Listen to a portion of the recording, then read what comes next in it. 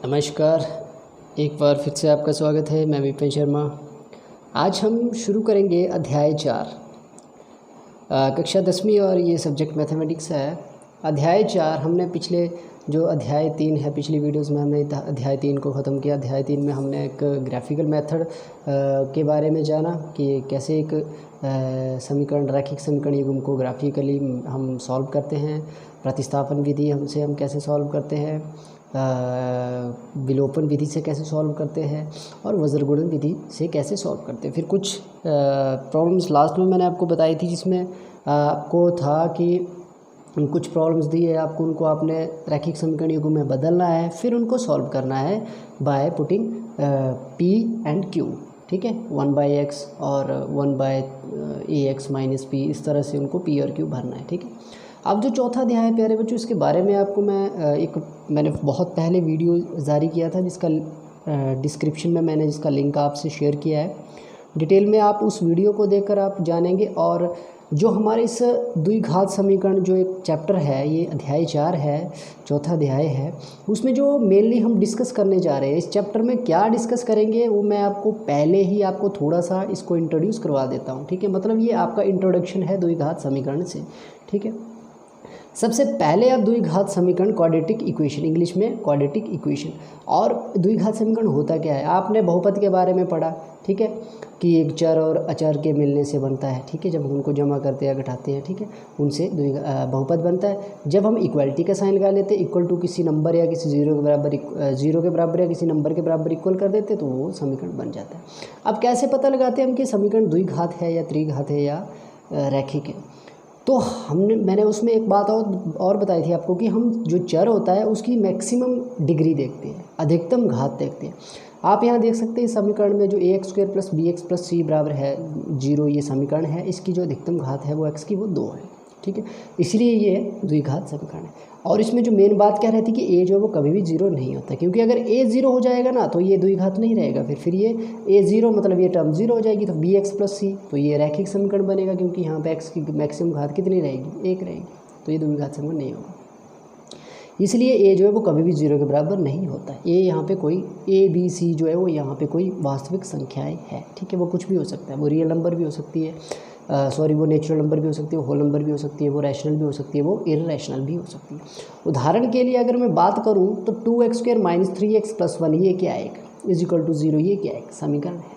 ठीक है, आपको ax² + bx + c की फॉर्म में आपको ये दिया है, = 0 की फॉर्म में दिया है। यहाँ पे a 2 है, b - 3 है, चिन्ह के साथ लेते हैं, b - 3 और c 1 है, तो ये क्या है, एक द्विघात बहुपद का उदाहरण है, द्विघात समीकरण का उदाहरण है। ठीक है, उसके बाद हम बात करते हैं, नेक्स्ट पॉइंट 2 है कि द्विघात समीकरण के मूल मतलब रूट्स, जीरोज, सॉल्यूशंस, 3 नाम होते हैं इनके।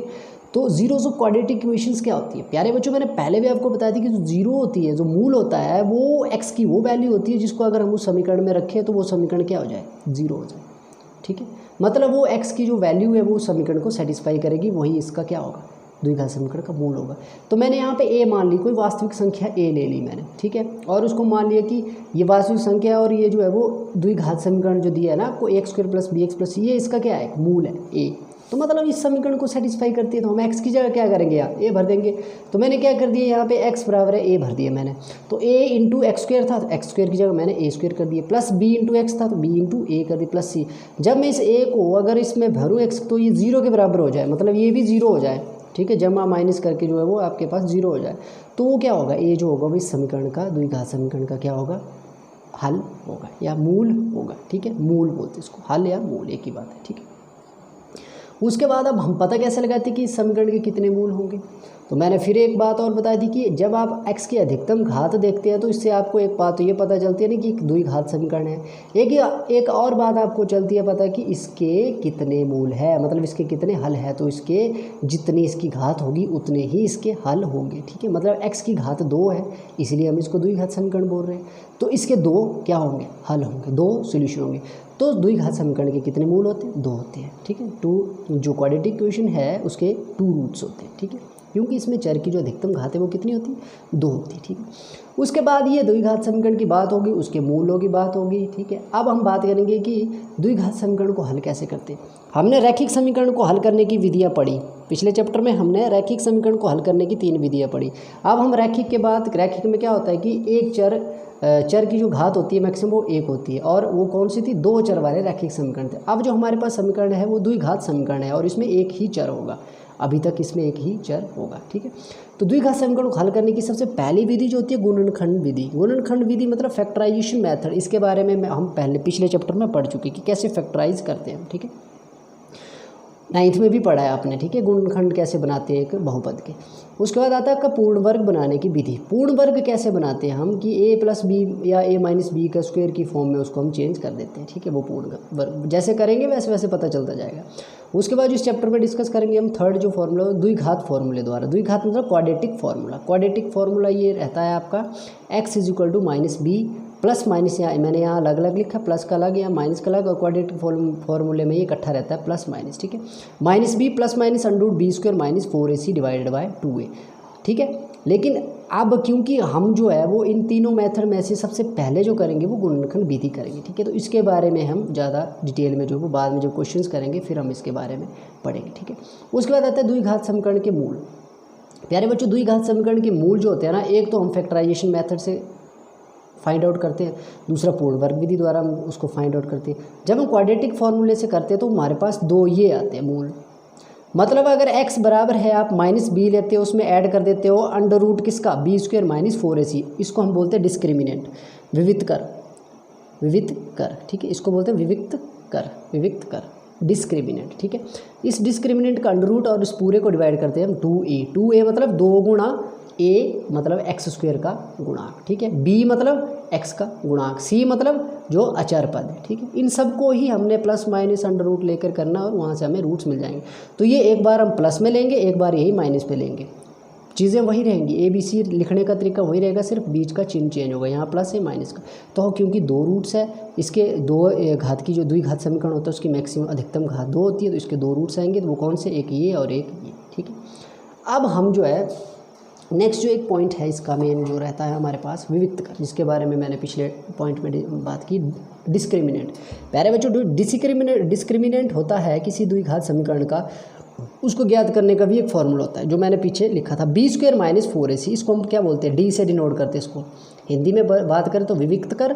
इसका 2 नंबर का क्वेश्चन आता है प्यारे बच्चों, कभी कभी फाइनल एग्जाम में आपको 2 नंबर का या आपको 1 नंबर के लिए ऑप्शन आ सकता है। एक इक्वेशन दी होगी, द्विघात समीकरण दिया होगा और आपको पूछा गया होगा कि इसका जो विविक्त कर है वो क्या रहेगा, ठीक है। तो उसमें आप क्या कर सकते हैं, इस फॉर्मूले का इस्तेमाल कर सकते हैं कि d बराबर है b² - 4ac। b क्या है यहाँ पे, x का गुणांक, तो x के गुणांक जो होगा उसका स्क्वायर लेंगे, उसको माइनस करेंगे किसके साथ, 4ac, 4 गुणा a गुणा c, मतलब 4 तो आ गया आपका कांस्टेंट, a मतलब x² का गुणांक, जो x² के साथ लगा होगा संख्या चिन्ह के साथ, ठीक है, प्लस की या माइनस की। उसका जो c रहता है आपका वो एक अचर पद रहता है, जो आपका दिया होता है ना इक्वेशन ax² + bx + c, तो वो जो c है ना, वो c की जगह कोई नंबर हो गया, a b c कोई संख्याएं होंगी, ठीक है। उसके बाद प्यारे बच्चों, अब एक मैं बहुत इंपॉर्टेंट बात करने जा रहा हूँ, ये आगे भी आपको काम आएगी, ये बहुत आगे जो ये चैप्टर जो रहता है आपका कॉम्पिटिटिव एग्ज़ाम में बहुत से क्वेश्चंस बनते हैं इसके, जैसे टैट हो गया आपका ना, टीजीटी नॉन मेडिकल का जैसे टैट हो गया, फिर आपका पटवारी का एग्ज़ाम हो गया, ठीक है। जो आपके छोटे एग्ज़ाम्स रहते हैं उसमें काफ़ी हद तक जो है वो ये आपका क्वाड्रेटिक इक्वेशन जो द्विघात समीकरण है इससे क्वेश्चंस आते हैं। क्वेश्चंस यही आते हैं सिंपली कि आपने पता लगाना होता है कि ये इसकी घात कितनी है, ठीक है, इसका डिस्क्रिमिनेंट कितना होगा, इसके कितने मूल्स होंगे, वो मूल्स क्या क्या होंगे, वो ज्ञात करने की विधियाँ मैंने 3 बताई, वो 3 विधियों में से जो सूटेबल लगेगी आपको उसका इस्तेमाल आप एग्ज़ाम में कर सकते हैं, ठीक है। अब आता है मूलों का स्वभाव, नेचर ऑफ रूट्स। क्योंकि मूल की बात कर रहे हैं हम, जीरोज़ की बात कर रहे हैं, उनका नेचर कैसा रहता है, ठीक है, मूल कैसे होंगे। प्यारे बच्चों, हमारी किसी इंसान के साथ मुलाकात होती है, हम सबसे पहले उसका नाम जानते हैं, ठीक है, उसके बारे में परिचय करते हैं, फिर कुछ टाइम हम बात करने के बाद उसके स्वभाव का पता लगाते हैं कि किस तरह का स्वभाव है उसका, है ना। तो कैसे अगर हम किस तरह से बात करेंगे तो उसका कैसा हमें बिहेव रहेगा, ठीक है। तो ये नेचर ऑफ फ्रूट्स में आएगा। सबसे पहले अगर यदि डिस्क्रिमिनेंट अगर ग्रेटर देन 0 होता है, मतलब d ग्रेटर देन 0 आया, तो उस केस में हमारे पास रूट्स क्या रहेंगे, वास्तविक और असमान रहेंगे, मतलब रियल आएंगे लेकिन इक्वल नहीं होंगे। उसके बाद अगर d 0 है तो मूल वास्तविक और समान होंगे।